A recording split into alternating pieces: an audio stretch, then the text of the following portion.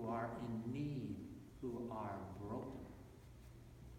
And so your job as disciples isn't to find God.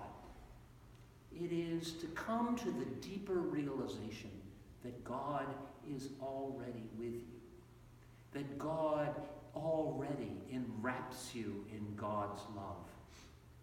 And your task is twofold.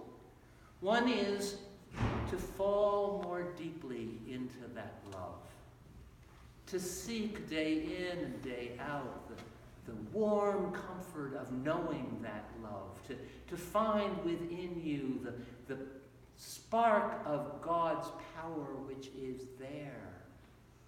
That's the first task. It's your personal task to draw near to God, because God is so intimately a part of you already. And your second task is to take that news to the world. Take that news to those with whom you live, to your friends, to those with whom you work. But most of all, take it to those people who have the greatest reason to believe it's not true. Those who feel like they've been deserted by God. Those who are in mourning. Those who are poor. Those who are meek, humble. Those who are seeking to be peacemakers and finding no peace. Those who are the bastions of righteousness in a dark world. Your job is, first of all, to understand this love of God embracing you, and second of all, to bring it to those who really most need it. Not just as news, but in the flesh.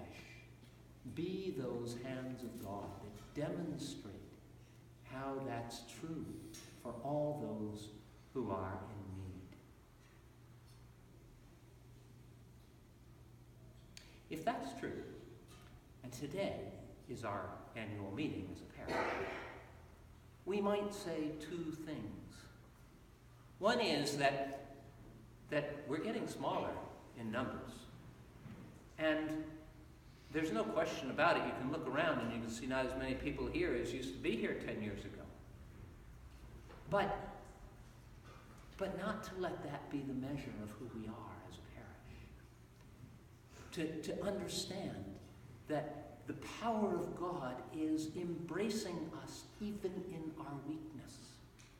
That God is empowering us in ways which we could not have imagined previously.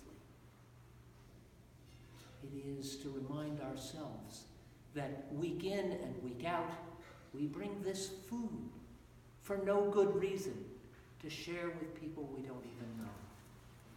It is to remind ourselves that we are turning over this rectory of ours to a family that we don't know, who comes from we don't know where, who has had, we can be assured, a horrible series of years in their lives, whose families, though this part may be together, are broken in so many ways, whose nations are broken, whose professions are broken. For no good reason we do that, because that's the good news of God. To let the world know that God is embracing all people.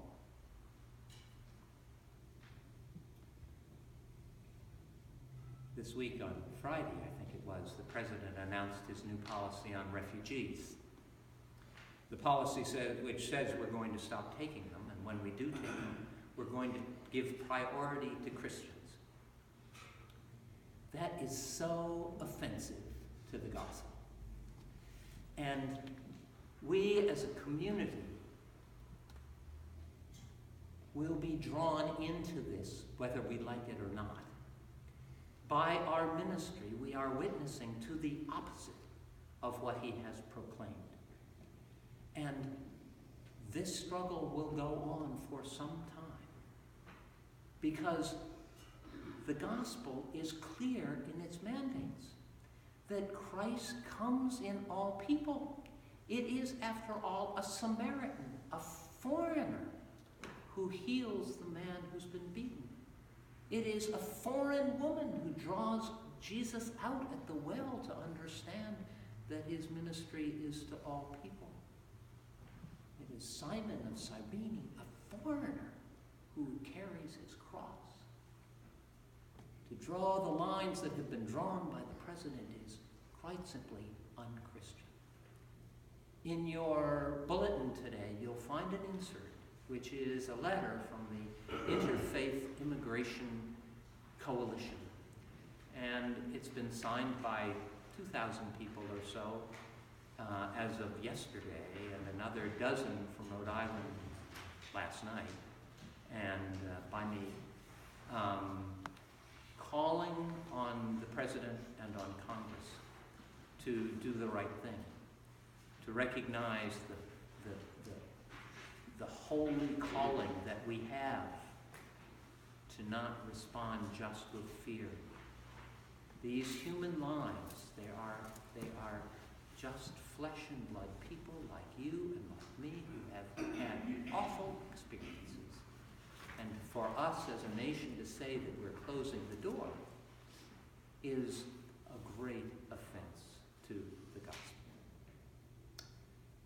Our own family that we will have living in our house is already here. So they won't be blocked. But they could be. And who knows what will happen next. But this is a time when we need to remember what it is we believe. And we need to be called into that kind of discipleship in this day of our own. So to help us do that, I will ask Susan if she will lead us in our baptismal covenant.